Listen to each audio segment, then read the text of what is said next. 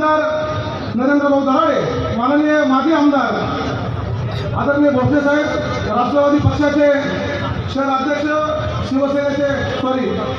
राष्ट्रवादी पक्षाचे शहर अध्यक्ष आणि नाशिक महानगरपालिकेचे ज्येष्ठ नगरसेवक आदरणीय गजमाना शेलार, दत्तानाना गायकवाड, यल्लताई पाटील, व्यासपीठावर उपस्थित सर्वच शिवसेना आणि महाविकास आघाडीचे प्रामाणिक आणि तळमळीचे सर्व नगरसेवक, सर्व पदाधिकारी, सर्व नगरसेविका आणि समोर उपस्थित सर्व या सातपूर विभागातील सर्व माता भगिनी, सर्व युवक, ज्येष्ठ नागरिक आणि सर्व पत्रकार मित्रांनो,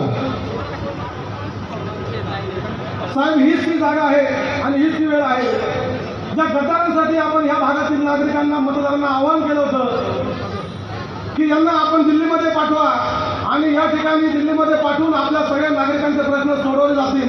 आपण ज्या तळमळीने सांगितलं होतं त्या तळमळीची त्यांना जाण राहिली नाही. त्यांनी शेवटी जी करायची ती गद्दारी केली आणि म्हणून त्याही सर्वांपेक्षा मोठ्या उत्साहाने आज या ठिकाणी माननीय राजाभाऊ वाजे यांना खासदार म्हणून दिल्लीमध्ये पाठवण्यासाठी मोठ्या संख्येने या ठिकाणी सगळे मतदार बंधू भगिनी या ठिकाणी आपल्या जे काही विचार आहेत ऐकण्यासाठी या ठिकाणी उपस्थित झालेले आहेत.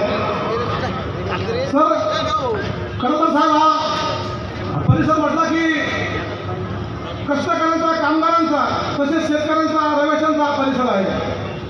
गेल्या अनेक वर्षापासून या नाशिक विभागाला जे वैभव आहे खऱ्या अर्थानं, जे अंबड MIDC आणि सातूर MIDC या दोन्ही इंडस्ट्रीमुळे हा सगळा परिसरांना आणि या जिल्ह्यातीलच नव्हे तर महाराष्ट्रातीलच नव्हे तर संपूर्ण देशातील कानाकोपऱ्यातील माणूस या ठिकाणी येऊन आपल्या ठिकाणी वागून आपल्या कुटुंबाचा उद्धार करत होत आहे.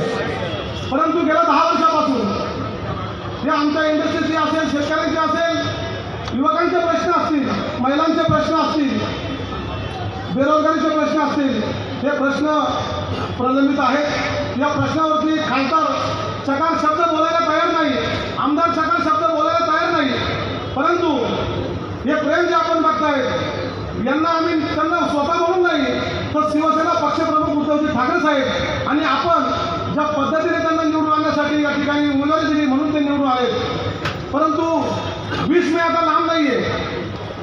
ज्यांना आपण तिकीटं दिलं आणि या सगळ्या मतदारांनी मतदान केलं, पक्षाच्या सगळ्या पदाधिकाऱ्यांनी रक्ताचं पाणी केलं, या लोकांना त्यांची जाण राहिली नाही आणि म्हणून ज्या पद्धतीने त्यांनी पलटवार केले, मला तर या ठिकाणी इतकं बोलायचं आहे परंतु वेळ कमी आहे. ज्या पद्धतीने 2.5 वर्षापूर्वी, 2 वर्षापूर्वी जे सरकार त्यांनी कोसळवलं आणि ज्या पद्धतीने आपण लढत होता, आपण जर ठरवलं असतं साहेब तर आम्ही आपल्याला मागणी केली होती की आमच्या या नाशिक जिल्ह्याला पालकमंत्री म्हणून आमचे सुनीलभाऊ राहून द्या.